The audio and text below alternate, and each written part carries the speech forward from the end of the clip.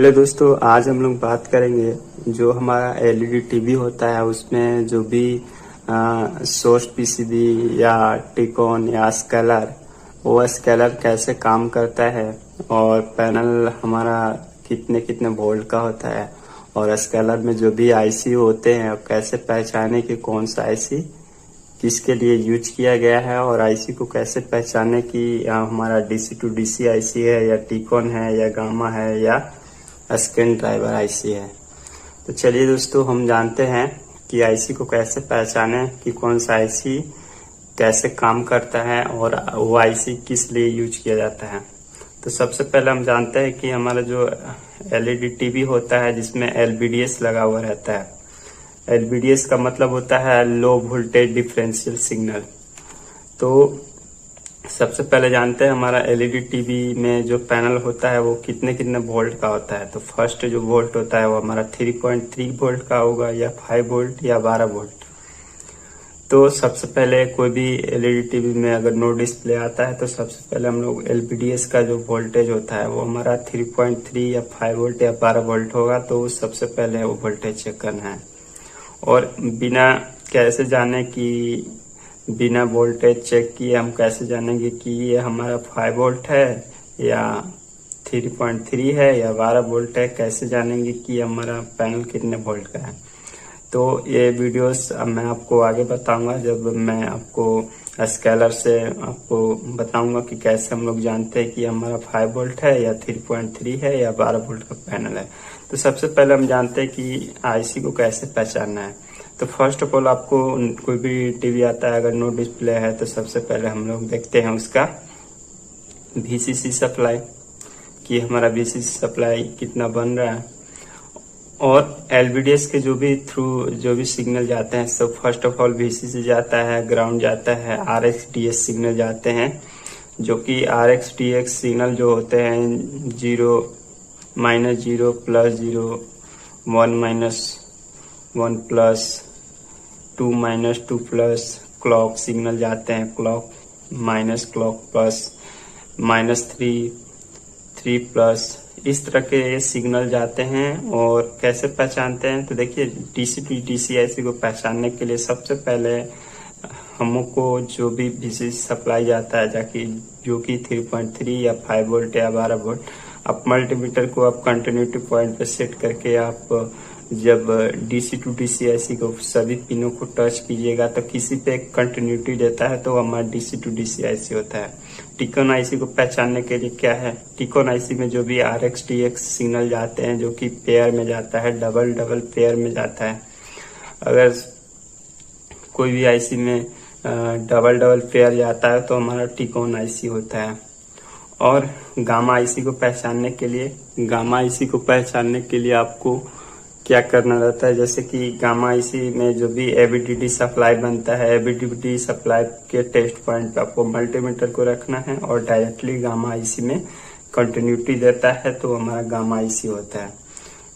किसी gamma IC में दो तरह का वोल्टेज बनाता है, एक गामा आईसी के थ्रू बनाता है और दूसरा रेजिस्टेंस के थ्रू बनाता है जो कि वोल्टेज डिवाइडर सर्किट के थ्रू ये गामा को बनाया जाता है। मैं आपको आगे बताऊंगा कैसे गामा को हम लोग बनाते हैं। और ये तो हो गए आईसी पहचानने का। और दूसरा होता है scan driver. Scan driver IC को पहचानने के लिए जो भी हमारे गेट के सप्लाई टिकोन से CKB1 CKB CPB2 OESTB जो भी सिग्नल स्कैन ड्राइवर में जाते हैं तो हमारा वो होता है स्कैन ड्राइवर आईसी।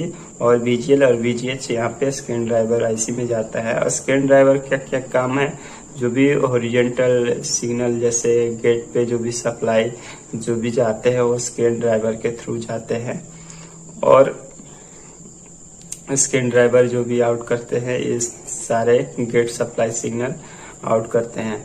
तो ये तो हो गए आईसी के पहचान के। और ये कैसे काम करता है तो चलिए मैं आपको बताता हूँ। तो सबसे पहले फर्स्ट ऑफ ऑल जो हमारा वीसीसी सप्लाई होता है जो कि वीसीसी सप्लाई या तो 3.3 या 5 वोल्ट या 12 वोल्ट के होते हैं। तो यहाँ से जब चलता है तो यहाँ पे एक फ्यूज लगा हुआ रहता है और ये जो फ्यूज के थ्रू ये हमारा डीसी टू डीसी आईसी में 12 वोल्ट जाता है 12 वोल्ट जाने के बाद यहाँ पे डीसी टू डीसी आईसी या तो रेगुलेटर के थ्रू बनाता है या डायरेक्टली इसमें इनबिल्ट रहता है रेगुलेटर। तो यहाँ पे 3.3 आउट करता है और 3.3 हमारा जाता है और टीकॉन आईसी में जाता है। और टीकॉन आईसी को चलने के लिए एक और वोल्टेज की जरूरत पड़ती है जो कि 1.2, जो कि इसका टीकॉन आईसी का कोर वोल्टेज रहता है। कोई भी आईसी हो उसका कोर वोल्टेज रहता ही रहता है, क्योंकि कोर वोल्टेज नहीं रहेगा तो ये आईसी काम नहीं करता है, क्योंकि इसे कोर वोल्टेज चाहिए, जो कि कोर वोल्टेज होता है 1.2 वोल्ट रहता है। और इसमें एक रीसेट भी रहता है और प्रोम में भी 3.3 जाता है। रीसेट में भी 3.3 और प्रोम में भी 3.3 और रैम में भी 3.3 जाता है। और जैसे ही जब तक डीसी टू डीसी आईसी कैसे बूस्ट करता है, जैसे कि यहाँ पे 3.3 डीसी टू डीसी आईसी टीकॉन आईसी को दिया, ठीक है, और 1.2 कोर वोल्टेज दिया और सारे सप्लाई यहाँ पे बन रहे हैं। और डीसी टू डीसी आईसी कब वर्क करेगा, जब टीकॉन आईसी इनेबल वोल्टेज जब इसे देगा। जब तक इनेबल आईसी, जब तक टीकॉन आईसी इनेबल नहीं देगा डीसी टू डीसी आईसी को, तब तक ये बूस्ट वोल्टेज नहीं बनेंगे। जैसे VDD, VGL, VGH जो भी बूस्ट वोल्टेज हैं, जब तक नहीं बनेगा तब तक TCON IC DC to DC IC को इनेबल वोल्टेज नहीं देगा। तो देखिए यहाँ पे एक इनेबल वोल्टेज ये हमारा डीसी टू डीसी आईसी को दिया, और इनेबल जैसे ही मिलता है तो भी ये APDD वोल्टेज बूस्ट करता है VGL, VGH। जब तक इनेबल वोल्टेज नहीं मिलेगा तब तक ये APDD, VGL, VGH ये वोल्टेज जनरेट नहीं होंगे।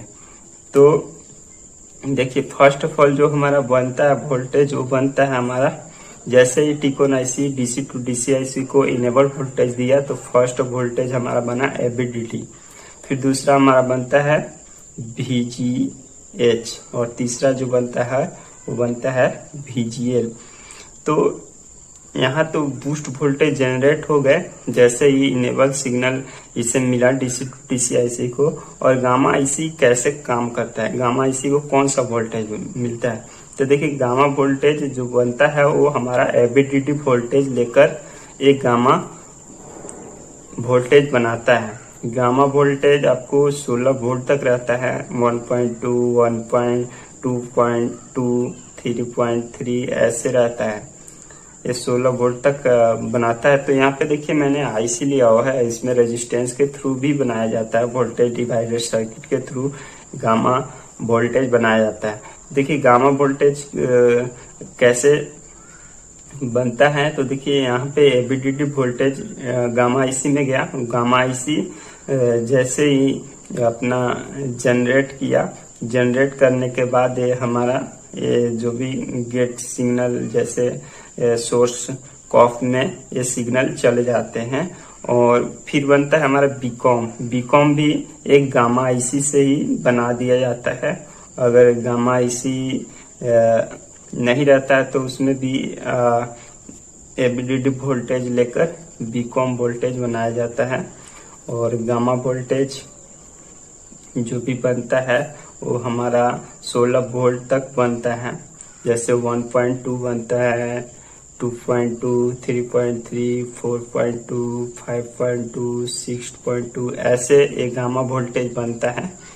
और ये तो गामा हो गया। फिर स्कैन ड्राइवर के लिए वोल्टेज जो जाता है VGL, VGH।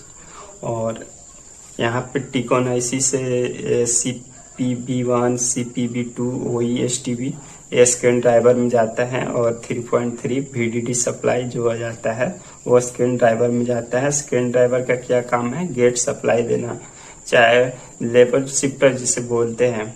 देखिए लेवल शिफ्टर सभी पैनल में नहीं होते हैं। लेवल शिफ्टर आपको आगे बताएंगे कौन कौन से पैनल में लेवल शिफ्टर होते हैं। तो लेवल शिफ्टर का काम रहता है वो गेट सप्लाई जनरेट करना, CKB1, CKB1, CKB2, CKB2 STB ये जो जाता है वो गेट सप्लाई होता है।